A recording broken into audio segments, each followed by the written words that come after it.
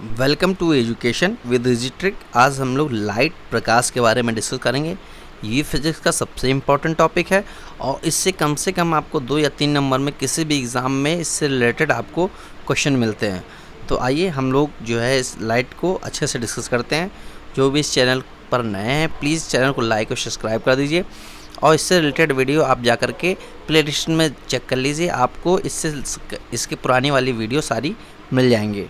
ठीक है, तो आज हम लोग लाइट के बारे में डिस्कस करते हैं। ठीक है, द नेचर ऑफ लाइट हम लोग जानते हैं, ड्यूअल नेचर होता है, इलेक्ट्रोमैग्नेटिक स्पेक्ट्रम के रूप में होती है, डिफरेंट सोर्स ऑफ लाइट होती है, ल्यूमिनस होता है, ओपैक होता है, ये सारी चीज़ें हम इसको डिस्कस कर लेंगे। देखिए, प्रकाश विद्युत चुम्बकीय स्पेक्ट्रम का एक भाग है जो हमें वस्तुओं को देखने की सामर्थ्य प्रदान करता है। देखिए, प्रकाश की सहायता से हम किसी भी वस्तु को आसानी से देख सकते हैं। ठीक है, यह एक प्रकार की ऊर्जा होती है। बिना ऊर्जा की कोई चीज़ होती ही नहीं, तो बिना ऊर्जा के हम कोई चीज़ देख सकते ही नहीं। तो ये तो कंफर्म मान लीजिए कि ये एक प्रकार की ऊर्जा ही है जो कि विद्युत चुम्बकीय तरंगों के रूप में गमन करती है। अब ये कैसे हुआ, ये विद्युत चुम्बकीय तरंग है कि कौन सी तरंग है, वो तो आगे हम डिस्कस कर लेंगे। प्रकाश एक प्रकार की अनुप्रस्थ तरंग होती है। तो इसका मतलब एक क्वेश्चन आप यहाँ से नोट कर लीजिए, प्रकाश का आने का तरीका क्या, अनुप्रस्थ तरंगों के रूप में। दूसरा, ये विद्युत चुम्बकीय तरंग है। तो इसको दोनों बातें आप नोट कर लेंगे, दोनों ही इंपॉर्टेंट है। प्रकाश की निर्वात में चाल 3 × 10⁸ मीटर पर सेकंड होती है और प्रकाश पानी में चाल जो होती है 2 × 2.25 10⁸ मीटर पर सेकंड के वेग से गमन करती है। तो दोनों में आप याद कर लीजिए। देखिए, यहाँ पे वही चीज़ें मेंशन की गई है जो एग्ज़ाम पॉइंट ऑफ व्यू से इम्पॉर्टेंट है। ठीक है, इसके बाद हम प्रदीप्त वस्तुएं जानते हैं। वे वस्तुएं जो स्वयं का प्रकाश उत्सर्जन करती है, इसे इंग्लिश में ल्यूमिनस कहते हैं। Object that emit their own light, जिसमें स्वयं का प्रकाश होता है, जैसे सन है, लाइट फ्लैश है, टर्न ऑन। ठीक है, ये सूर्य है, विद्युत बल्ब है, लालटेन है, तारे हैं, जलता हुआ कोयला। ठीक है, लेकिन क्वेश्चन कभी कभी पूछ लेता है कि चंद्रमा क्या दीप्त है कि अदीप्त, तो प्रदीप्त वस्तु है कि अदीप्त वस्तु है, इनमें से कोई नहीं। तो चंद्रमा में स्वयं की लाइट नहीं होती, वो सूर्य के प्रकाश से प्रकाशित होता है, इसलिए वो अदीप्त वस्तुओं में आता है। ठीक है, इसको आप ध्यान रखिएगा। तो अप्रदीप्त वस्तुएं स्वयं के प्रकाश से प्रकाशित ना होकर वो दूसरे प्रकाश से प्रकाशित होती हैं। वस्तुएं स्वयं का प्रकाश उत्पन्न नहीं करती हैं। ठीक है, मतलब वे वस्तुएं जो स्वयं का प्रकाश उत्पन्न नहीं करती हैं वो क्या कहलाती है, अप्रदीप्त वस्तुएं या नॉन लुमिनस ऑब्जेक्ट कहलाता है। तो आप नॉन लुमिनस ऑब्जेक्ट में देख लेंगे, object that do not give out light और नॉन लुमिनस, मतलब जो स्वयं से प्रकाश नहीं देते उन्हें नॉन लुमिनस कहते हैं। ठीक है, जैसे चंद्रमा, ग्रह, मेज, कुर्सी आदि। ठीक है, इसके बारे में और डिस्कस किया। लुमिनस क्या है, जो ऑब्जेक्ट डायरेक्ट देते हैं। ठीक है, जो डायरेक्ट प्रकाश इससे मिलता है। जैसे मान लीजिए बल्ब से हमें कोई चीज़ प्रकाश दिख रहा है तो बल्ब स्वयं प्रकाश दे रहा है तो लुमिनस में आएगा। अब मान लीजिए कोई शीशा चमक रहा है तो वो लुमिनस में नहीं है, वो नॉन लुमिनस, क्योंकि उसके प्रकाश से परावर्तित होकर हमारे पास आँख के प्रकाश से परावर्तित होकर उस शीशे की चमक हमारे आँख तक आ रही है। तो वो जो शीशा है उसमें स्वयं की कोई लाइट नहीं है, इसलिए जो है वो अप्रदीप्त वस्तु है। ठीक है, तो आई होप आपको ये समझ में आ रहा होगा, प्रदीप्त वस्तुएं और अप्रदीप्त वस्तुएं। ठीक है, अब देखिए प्रकाश की दोहरी प्रवृत्ति, अब ये बहुत इंपॉर्टेंट टॉपिक है।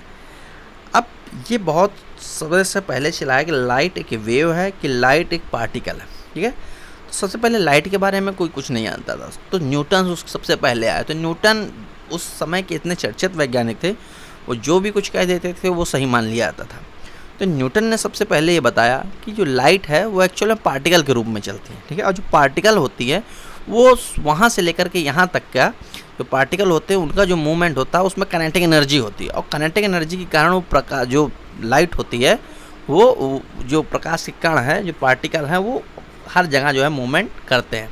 ठीक है, तो चलिए न्यूटन की बात थी, न्यूटन की बात को कोई काट नहीं सकता था। फिर धीरे धीरे डेवलप हुई साइंस, तो हाइजेंस आया। हाइजेंस बोले कि भैया लाइट जो है अगर कण के रूप में चलती तो रिफ्लेक्शन कैसे होता है, रिफ्रैक्शन कैसे होता है, और रिफ्लेक्शन और रिफ्रैक्शन को जो है ये न्यूटन ने नहीं बता पाए थे। तो इसलिए जो है उन्होंने कह दिया कि लाइट जो है ये वेव के फॉर्म में चलती है।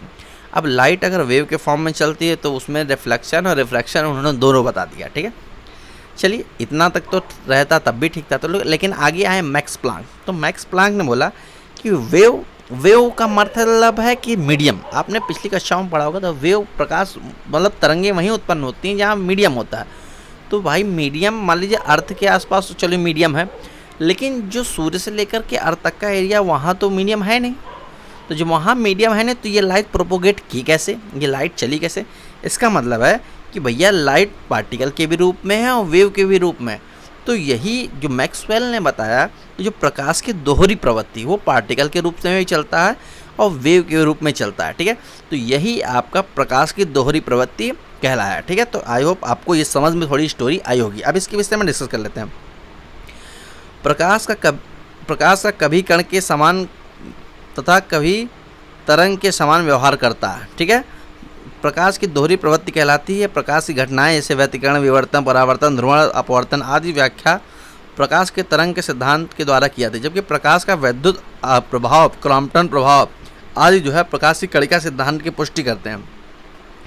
प्रकाश का कणिका सिद्धांत न्यूटन ने दिया था और तथा प्रकाश का द्वितीय तरंग सिद्धांत की व्याख्या हाइगनबर्ग ने की थी। तो ये दोनों टॉपिक बहुत इंपॉर्टेंट है। प्रकाश का कणिका सिद्धांत किसने दिया? तो न्यूटन ने दिया था। मैंने बताया ना कि पार्टिकल के रूप में चलते, तो न्यूटन के द्वारा बताया गया था।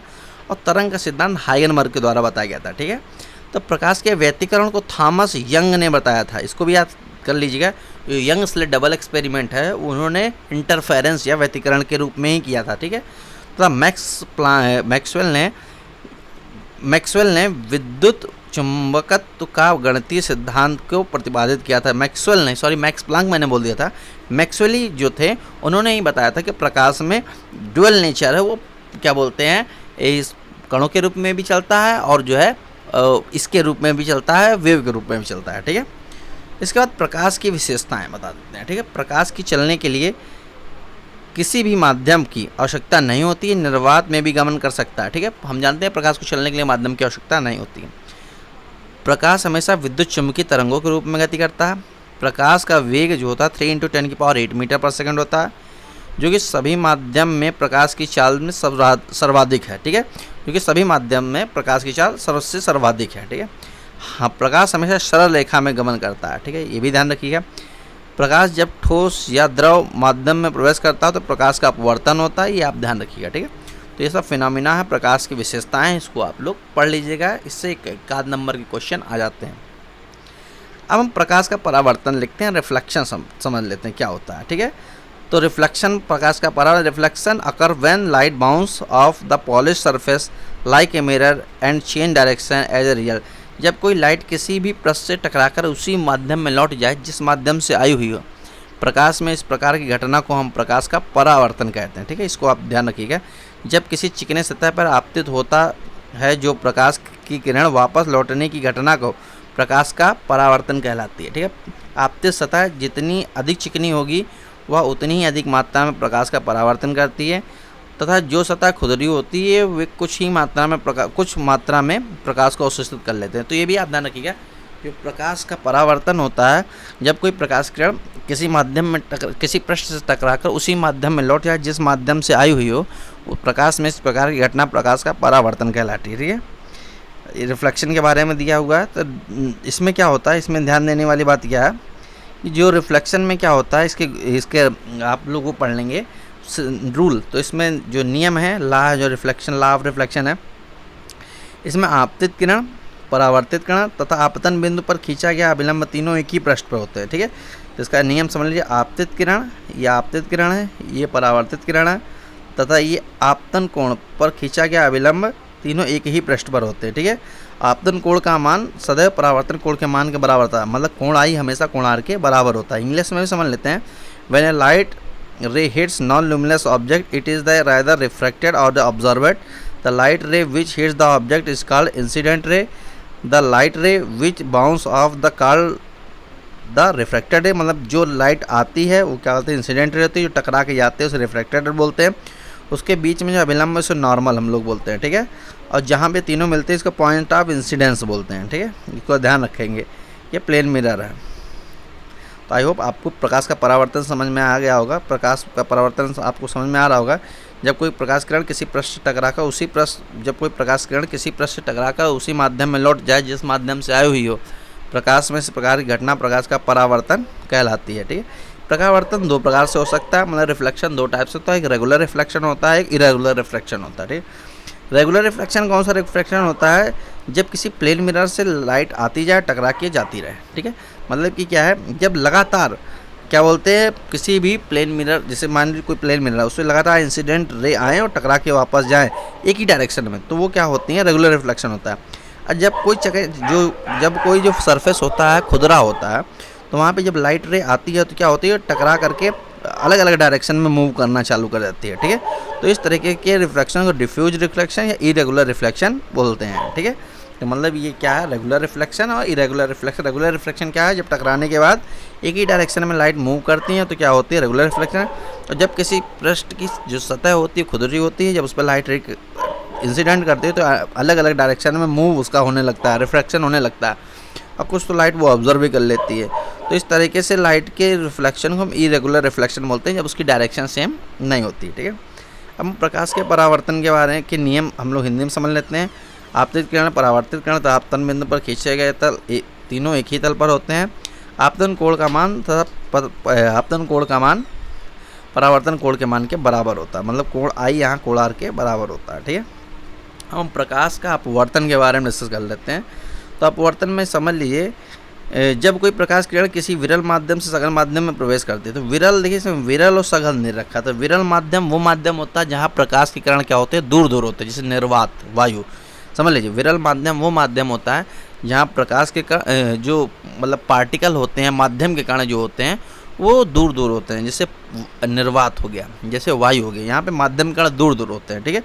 तो वो का विरल माध्यम। सघन माध्यम वो माध्यम होता है जिसमें माध्यम के कण पास पास होते हैं, जैसे जल हो गया, कांच हो गया, ठीक है। तो इसको आप ध्यान रखिएगा। तो जब कोई प्रकाश किरण किसी विरल माध्यम से सघन माध्यम में प्रवेश करती है तो अभिलंब की ओर मुड़ जाती है। इसी प्रकार प्रकाश किरण जब सघन माध्यम से विरल माध्यम में प्रवेश करती है तो अभिलंब से दूर हट जाती है। इस दूर हटने की प्रवृत्ति को प्रकाश का परावर्तन कहलाती है। प्रकाश की विभिन्न माध्यमों में भिन्न भिन्न चाल के कारण अपवर्तनीय घटनाएं होती हैं। परावर्तन की घटना में प्रकाश की चाल, तरंग दैर्घ्य, प्रकाश की तीव्रता में परिवर्तन आता है, किंतु प्रकाश की आवृत्ति में परिवर्तन नहीं आता। एक बार ध्यान समझ लीजिए, एक बार ऐसे आप समझ लेंगे, जब कोई प्रकाश किरण एक माध्यम से दूसरे माध्यम में प्रवेश करता है तो क्या होता है, अब इसको सघन विरल छोड़िए, आप ऐसे समझेंगे, जब कोई प्रकाश किरण एक माध्यम से दूसरे माध्यम में प्रवेश करता है तो क्या होता है, वो अपनी जो प्रारंभिक जो भी जिस डायरेक्शन से प्रारंभिक जो डायरेक्शन और प्रारंभिक स्थिति से उसमें कुछ ना कुछ परिवर्तन आ जाता है। मतलब इसको मान लीजिए सीधे इसको जाना था, ये थोड़ा बैंड हो गई, नॉर्मल की हो, इसको सीधे जाना था, नॉर्मल से दूर हट गई। तो इस तरीके से जब कोई प्रकाश किरण एक माध्यम से दूसरे माध्यम में प्रवेश करता है तो क्या होता है, वो अपने मार्ग में उसका परिवर्तन हो जाता है। प्रकाश में इस प्रकार की घटनाओं को प्रकाश का अपवर्तन कहते हैं, ठीक है। अगर इंग्लिश में इसको समझ लें तो if ray of light enters from rare into denser medium, it bend toward the normal, but when enter from denser into the rare medium, it bends away to the normal। तो समझ लीजिए कि जब कोई प्रकाश किरण क्या होती है, एक माध्यम से दूसरे माध्यम में प्रवेश करती है तो उसकी जो प्रारंभिक स्थिति होती है, प्रारंभिक जिस मार्ग से आ रही है उसमें कुछ ना कुछ परिवर्तन हो जाता है। प्रकाश में इस प्रकार की घटना को ही हम प्रकाश का क्या बोलते हैं, ये बोलते हैं रिफ्रैक्शन बोलते हैं, ठीक है। अब इस समझ लीजिए रिफ्रैक्शन किन किन बातों में निर्भर कर रहा है। ये प्रकाश की चाल पर निर्भर करता है, तरंग दैर्घ्य प्रकाश पर निर्भर करता है और प्रकाश की तीव्रता पर निर्भर करता है, किंतु प्रकाश की आवृत्ति पर बदलाव नहीं पड़ता। अब ये बहुत इंपॉर्टेंट है, ये क्वेश्चन पूछ लेता है कि अपवर्तन का किन चीज़ों पर प्रभाव नहीं पड़ता। तो प्रकाश की आवृत्ति पर प्रभाव नहीं पड़ता, किन चीज़ पर प्रभाव पड़ता है, तो प्रकाश की चाल पर पड़ता है, तरंग दैर्घ्य पर पड़ता है। तो ये चीज़ आप ध्यान रखिएगा, ठीक है। माध्यम अब दो प्रकार के होते हैं, सघन माध्यम, विरल माध्यम, ये हमने पहले से डिस्कस कर लिया था। सघन माध्यम वो माध्यम होते हैं प्रकाश के जहाँ पर जो माध्यम के कण होते हैं पास पास होते हैं, जैसे हो गया कांच, जैसे हो गया जल। और विरल माध्यम वो माध्यम होता है जहाँ पर माध्यम के कण क्या होते हैं, दूर दूर होते हैं, जैसे कि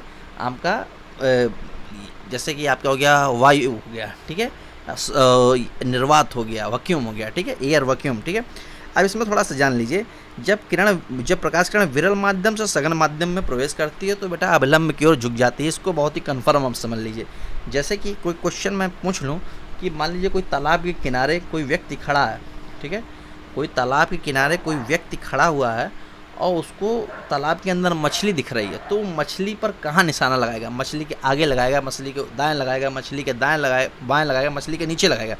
तो इसका मतलब क्या है, जब प्रकाश किरण विरल से सघन माध्यम में प्रवेश कर रही है तो क्या अभिलंब की ओर झुकी रही, मतलब मछली देखिए रेड पॉइंट पर है, हमें डॉट डॉट, हम निशाना हमेशा सीधी डायरेक्शन में लगाते हैं, तो सीधे लगाएंगे तो डॉट डॉट डॉट सीधे dot dot dot dot dot वाली लाइट आएगी, वहाँ पे लाइट चली जाएगी, मतलब गोली चली जाएगी, तो उसे लगेगा नहीं, हमेशा मछली के नीचे लगाना चाहिए। तो इस तरीके से क्वेश्चन जो हमेशा पूछे जाते हैं वो हमेशा कन्फ्यूजन क्रिएट करते हैं। तो कहने का मतलब क्या है कि जब विरल माध्यम से सघन माध्यम प्रवेश करती है तो क्या होती है, प्रकाश किरण अभिलंब की ओर झुक जाती है, और जब कुछ सघन माध्यम से विरल माध्यम में प्रवेश करती है प्रकाश किरण तो जस्ट अपोजिट होता है, वो क्या होती है, अभिलंब से दूर हट जाती है। तो इस बात का हम ध्यान रखिएगा।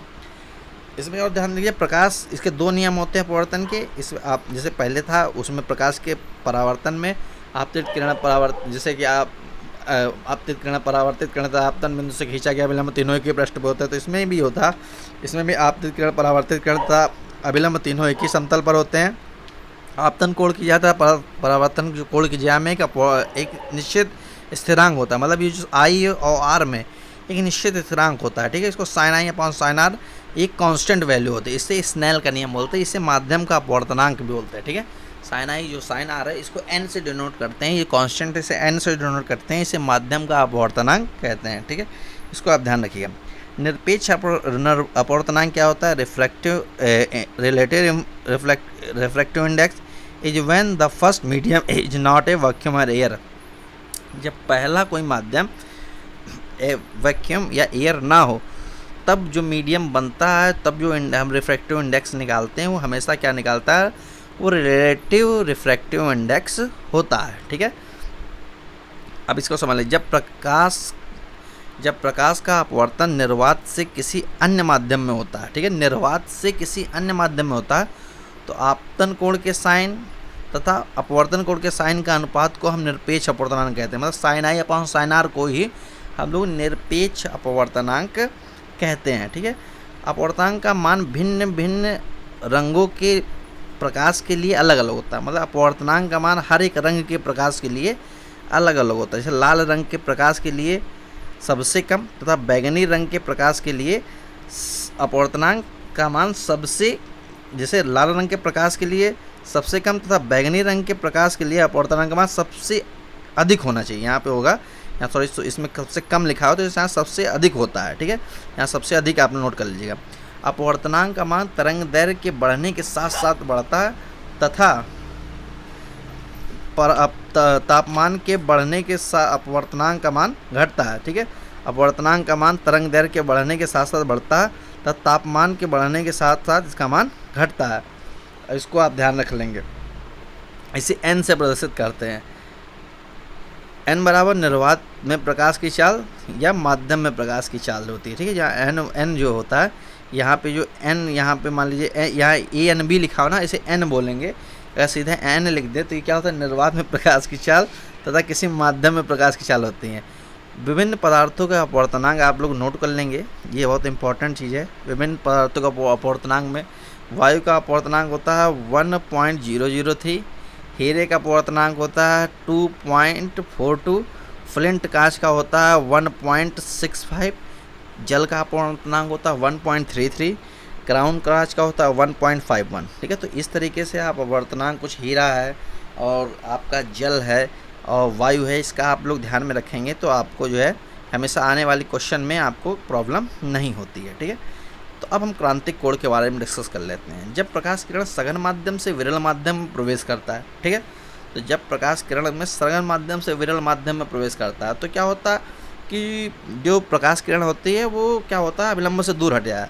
तो सघन माध्यम में का इतना कोण बनाया जाए, इस आई को मैंने यहाँ देखिए सघन माध्यम पहले ए में देखिए, सघन माध्यम से हमने क्या कर दिया, विरल माध्यम में जब प्रकाश की किरणों को भेजा तो क्या हुआ, जो प्रकाश किरण थी मतलब अभिलंब से बहुत दूर हट गई। तो सघन माध्यम में इंसिडेंट कोण का मान इतना बनाया जाए कि जो विरल माध्यम में प्रकाश का जो मतलब कि अपवर्तन हो वो 90 डिग्री का हो जाए, मतलब प्रकाश का जो रिफ्लेक्शन हो वो विरल माध्यम में कितना हो जाए, 90 डिग्री हो जाए।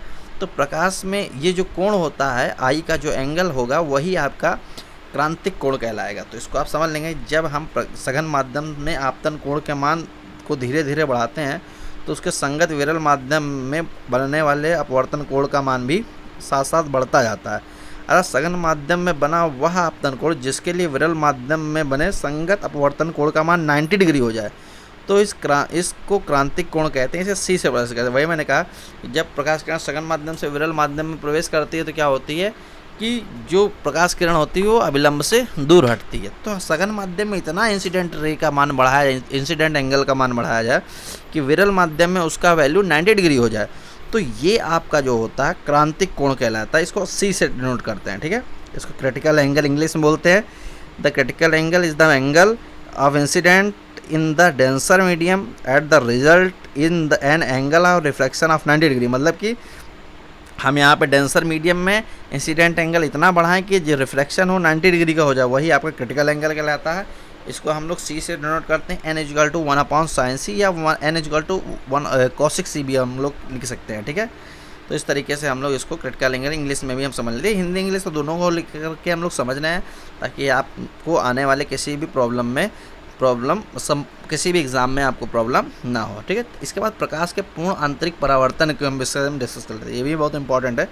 अब मैंने क्या किया था, आप देखिए यहाँ से सघन माध्यम में इतना कोण का मान बढ़ाया क्रिटिकल एंगल से कि 90 डिग्री पहुँच जाए। अगर इसका मान और बढ़ा देते हैं तो क्या होता है, ये उसी माध्यम में प्रकाश किरण लौट के चली आती है। तो वही कहने का मतलब क्या है कि विरल माध्यम में हम लोग मतलब जब कोई सघन माध्यम से क्रांतिक कोणों से भी जब हम प्रकाश किरण का जो आपतन कोण होता है हम बढ़ा देते हैं, तब क्या होता है जो रिफ्रैक्शन होता है वो उसी माध्यम में हमें मिलना चालू होता है। तो प्रकाश में इस प्रकार की घटना को प्रकाश का पूर्ण आंतरिक परावर्तन कहते हैं। इसको लिख लेते हैं।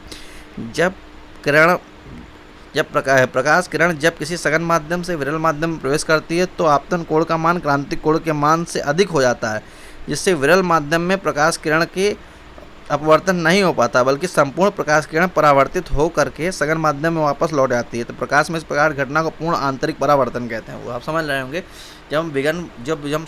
जब ये इंसिडेंट एंगल जो है जो आपका आपतन कोण है इसका मान अगर हम क्रांतिक कोण से भी बढ़ा देते हैं तो क्या होता है ये 90 डिग्री ना जा करके ये रिफ्लेक्ट होकर उसी माध्यम में वापस रिफ्रैक्ट होकर उसी माध्यम में लौट जाता है। तो प्रकाश में इस प्रकार की घटना जो होती है प्रकाश का पूर्ण आंतरिक परावर्तन कहलाते हैं। इसका एग्जाम्पल हमेशा पूछा था कि मृगमारीच में किस तरीके से मृगमारीच घटना किससे संबंधित है, तो पूर्ण आंतरिक परावर्तन में।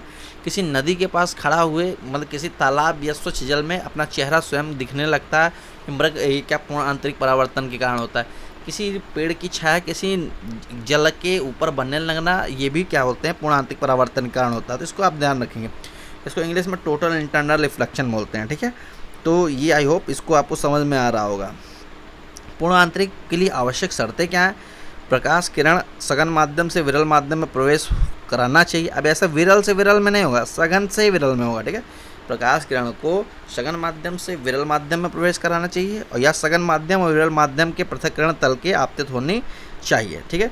दूसरा, आपतन कोण का मान क्रांतिक कोण के मान से अधिक होना चाहिए। अगर आई का मान हम अधिक नहीं बढ़ाएंगे तो क्या होगा, ये विरल माध्यम में जाएगा। तो इसलिए इसको आई का मान हमेशा इंसिडेंट एंगल का मान जो होता है क्रांतिक कोण से हमेशा अधिक होना चाहिए। पूर्ण आंतरिक परावर्तन के लिए क्रांतिक कोण का मान हीरा के लिए 24.4 होना चाहिए, जल के लिए 48.5 होना चाहिए, फ्लिंट कांच के लिए 37.4 होना चाहिए, ठीक है।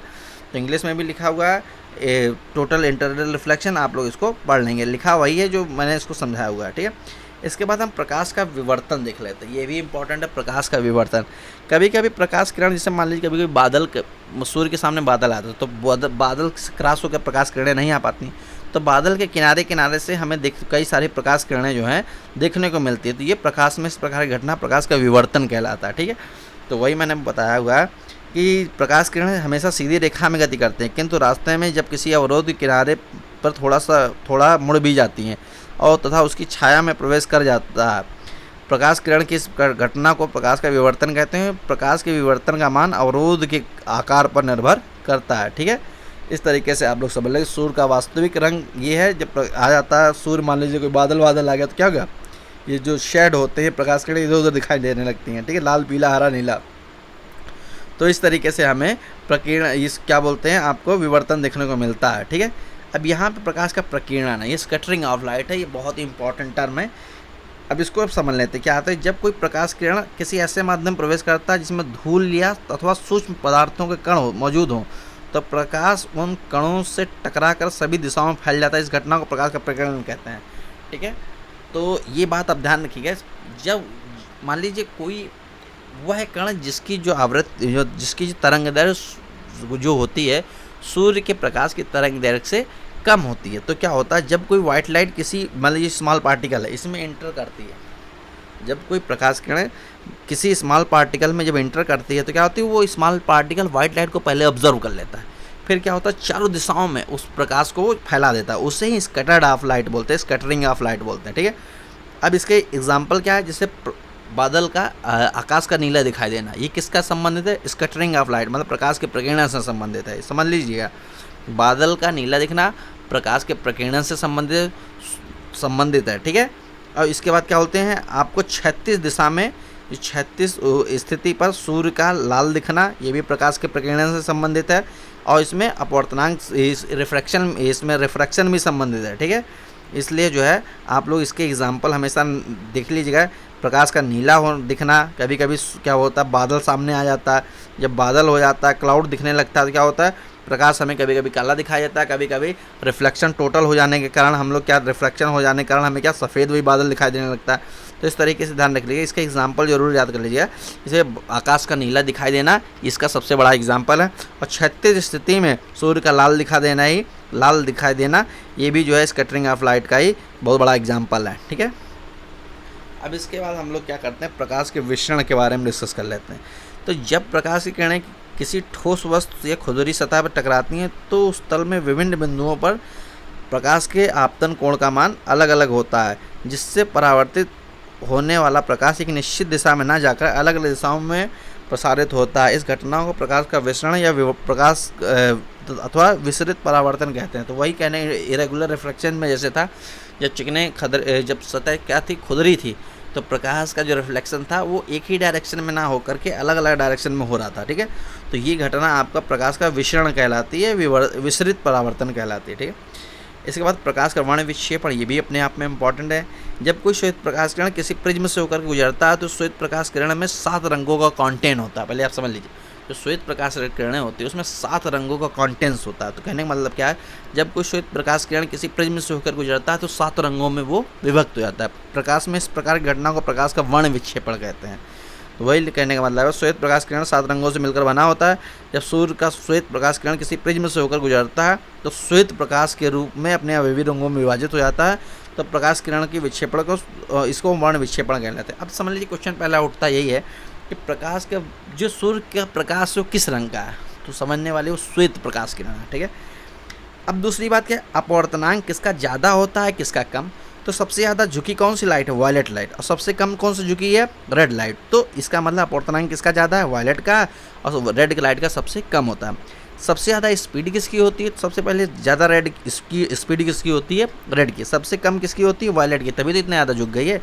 इसके बाद क्या बोलते हैं, सबसे ज़्यादा फोकस किसका होता है, फोकस सबसे ज़्यादा रेड का होता है और सबसे कम होता है वायलेट का। अब देखिए यही कारण है जो ट्रैफिक सिग्नल के सामने, अब देखिए जैसे मान लीजिए ट्रैफिक सिग्नल हो या क्या बोलते हैं रेलवे के जो सिग्नल लगे होते हैं, वो हमेशा जो लाइट होती है लाल दिखाई देती है, या सूर्य उदय या सूर्य अस्त के समय सूर्य हमेशा लाल दिखाई देता है। उसका कारण ये कि जो प्रकाश की चाल मतलब जिस मान लीजिए, और जो चाल अगर हम स्पीड की बात करें तो लाल रंग का जो तरंग दैर्घ्य होता है, ठीक है, जो लाल रंग की स्पीड होती है वो बहुत ज़्यादा होती है अन्य सभी रंगों के कंपेयर में।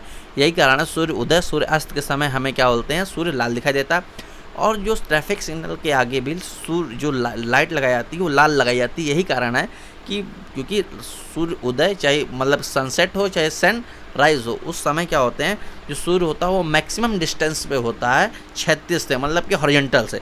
ऐसी स्थिति पर हमें क्या और सारे जो कलर होते हैं वो तो धूल कण और सारे जहाँ पे जो धूल कण हैं और यहाँ तक मतलब आते आते स्कैटर्ड हो जाते हैं, केवल लाल रंग ही मतलब कि वहाँ से यहाँ तक आ पाता है। यही कारण है सूर्य उदय और सूर्य अस्त के समय हमें जो प्रकाश जो सूर्य देवता वो लाल दिखाई देता है। और इसके जो और साइड में और जो टाइम में होता है वो येलो वाइट इस तरह से दिखाई देता है। अब दूसरी बात ये, अगर मान लीजिए सूर्य 90 डिग्री पे हो जाए, ये सूर्य 90 डिग्री पे हो जाए तो सूर्य क्या किस कलर का होगा, मतलब सूर्य कैसा दिखाई देगा। तो जब प्रकाश किरण जब किस जब हॉरिजॉन्टल पे जब सूर्य बिल्कुल पैरेलल 90 मतलब 12 बजे के आसपास जो सूर्य होता है वो हमेशा बिल्कुल सामने होता है, ठीक है, बिल्कुल सर के बिल्कुल ऊपर होता है। उस समय जो सूर्य के प्रकाश होता है वो बिल्कुल श्वेत प्रकाश आता है, उस समय कोई भी रिफ्लेक्शन नहीं होता, कोई भी रिफ्रैक्शन नहीं होता। यही कारण है कि 12 बजे के आसपास जो होते हैं सूर्य बिल्कुल श्वेत दिखाई देता है और जो बीच कलर होंगे वो क्रमशः येलो और रेड दिखाई देगा, ठीक है। इस चीज़ का आप लोग ध्यान रखिएगा। ये भी क्वेश्चन आपस में इम्पॉर्टेंट है। प्रकाश का व्यतिकरण, इसको यंग-स्लेट डबल एक्सपेरिमेंट के द्वारा समझाया गया था। तो प्रकाश, जब कोई प्रकाश किरण किसी माध्यम में एक ही आवृत्ति के दो तरंग एक साथ एक ही दिशा में चलती है, ठीक है, तो उन तरंगों के साथ एक ही दिशा में चलने से उनके अध्यारोपण के कारण माध्यम में विभिन्न बिंदुओं पर परिणामित तीव्रता उन तरंगों के अलग अलग तीव्रताओं के योग से भिन्न होती है। प्रकाश किरण की इस गुण को व्यतिकरण कहते हैं, ठीक है। अब कहने का मतलब क्या है, मान लीजिए दो प्रकार की किरण चल रही थी, प्रथम किरण द्वितीय किरण। अब इन दोनों को अगर ऐड कर दे तो एक नई प्रकार की किरणें उत्पन्न होने लगती है, ठीक है। वो इन दोनों तरंगों से भिन्न होती हैं और इन दोनों पे सुपरपोजिशन होते हुए आगे की ओर जाती है। तो कहीं कहीं पे यहाँ पे क्या होता है, जब मान लीजिए स्क्रीन ले लें तो कहीं कहीं पे यहाँ पे हमें ब्राइट फ्रिंज दिखाई देगी, कभी कभी डार्क दिखाई देगा, मतलब दीप्त कहीं ब्राइट दिखाई देगी, डार्क दिखाएगा, ब्राइट दिखाएगी, डार्क दिखाएगा। तो ये प्रकाश स्क्रीन पे हमें क्या होता है, कहीं कहीं प्रकाश दिखाई देता है, कहीं कहीं नहीं दिखाई देगा नहीं दिखाएगा। तो प्रकाश में इस प्रकार की ये क्यों हुआ, जब कई सारी मतलब 2 या 2 से अधिक हमने क्या किया, 2 स्लिट मैंने खोल रखी, मतलब 2 प्रकाश किरणें एक साथ एक ही दिशा में अगर इंटर होती हैं तो क्या होता है, उनके रिजल्टेंट क्या होते हैं, जो रिजल्टेंट नई वेव आती है वो क्या होती है, उसमें कहीं कहीं डार्क फ्रिंज बनती है, कहीं कहीं ब्राइट फ्रिंज बनती है। तो इस तरीके से जो घटना होती है वो प्रकाश का व्यतिकरण या फिर इंटरफेरेंस ऑफ लाइट कहलाती है, ठीक है। ये 2 प्रकार की होती है, संपोषी व्यतिकरण और विनाशी व्यतिकरण। संपोषी व्यतिकरण में क्या होता है कि हमें मैक्सिमम इंटेंसिटी पर प्रकाश देखने को मिलता है, तो आयाम अधिकतम मिलेगा, और जब विनाशी व्यतिकरण पे हमें आयाम शून्य मिलता है, ठीक है। इस बात का आपको ध्यान रखिएगा। प्रकाश का ध्रुवण, पोलराइजेशन ऑफ लाइट। तो प्रकाश विद्युत चुम्बकीय अनुप्रस्थ तरंग होती है। तो प्रकाश क्या होता है, उसमें क्या होता है, वो हर एक डायरेक्शन में उसकी जो क्या बोलते हैं उसकी वेव जो होती है, हर एक डायरेक्शन में उसकी वेवलेंथ क्रिएट होती है। तो प्रकाश की किरण चलने की दिशा उसके कंपन की दिशा में लंबवत होती है, ठीक है। जो प्रकाश किरणें की चलने की दिशा अलग होती है, जैसे मान लीजिए कोई प्रकाश किरण इस एरो की दिशा में रहा है, लेकिन उसकी कंपन दिशा हर एक डायरेक्शन में होती है। तो कहने का मतलब यही है कि प्रकाश विद्युत चुम्बकीय अनुप्रस्थ तरंग होती है। प्रकाश की किरण की चलने की दिशा उसके कंपन की दिशा के लंबवत होती है। साधारणतः प्रकाश में कंपन की गति के लंबवत तल के प्रत्येक दिशा में सम्मिलित होता है। जब प्रकाश के कंपन प्रकाश तरंग संचरण की दिशा में लंबवत तल में एक ही दिशा में हो तथा प्रत्येक दिशा में सम्मिलित ना हो, इस घटना को प्रकाश का ध्रुवण कहते हैं। मतलब क्या कर रहे हैं, मान लीजिए अनपोलराइज्ड लाइट थी, इसमें प्रकाश किरण हर एक डायरेक्शन में थी, और इसको हम किसी भी तरीके से एक डायरेक्शन में अगर कर ले जाएं वही प्रकाश का ध्रुवण कहलाता है। जैसे मान लीजिए यहाँ पे कोई सोर्स था जिसमें प्रकाश किरणें कई सारे डायरेक्शन में थी, हमने क्या किया, एक शीशा लगा दिया, जिससे क्या होगा, प्रकाश एक डायरेक्शन में आने लगा, ठीक है, ये प्रकाश एक डायरेक्शन में आने लगा। तो ये जो तरीका होता है यही प्रकाश का ध्रुवण कहलाता है। तो कहने का मतलब क्या है, ये लैक्टिक एसिड होता है, टाइट्रिक एसिड में जो प्रकाश का ये जो क्या बोलते हैं ये पोलराइजेशन होता है उसी माध्यम से होता है। कि इसमें क्या होता है, जब कोई प्रकाश किरण ये लैक्टिक है, इसको बीच में जो माध्यम रख देती है, तो मान लीजिए मिरर रख दिया, उसमें लैक्टिक एसिड रख देते हैं या टाइट्रिक एसिड रख देते हैं। तो क्या होता है, जब कोई अनपोलराइज्ड लाइट उस लाइट मतलब कि उस एसिड से होकर गुजरती है तो क्या होती है, उस सिंगल फॉर्म में हो जाती है, या तो डी फॉर्म में होता है, एल फॉर्म होती है, डीएल फॉर्म में होते हैं, मतलब राइट साइड लेफ्ट साइड या एक ही डायरेक्शन में हो जाती है। तो प्रकाश में इस प्रकार की घटना को हम प्रकाश का ध्रुवण कहते हैं। तो आई होप ये वीडियो आपको अच्छे से समझ में आया होगा। 1 से 2 बार अगर वीडियो आप अच्छे से देख लेंगे तो इसकी आने वाली जितने भी क्वेश्चंस हैं उसको आप आसानी से कर पाएंगे। So thank you watching for this video.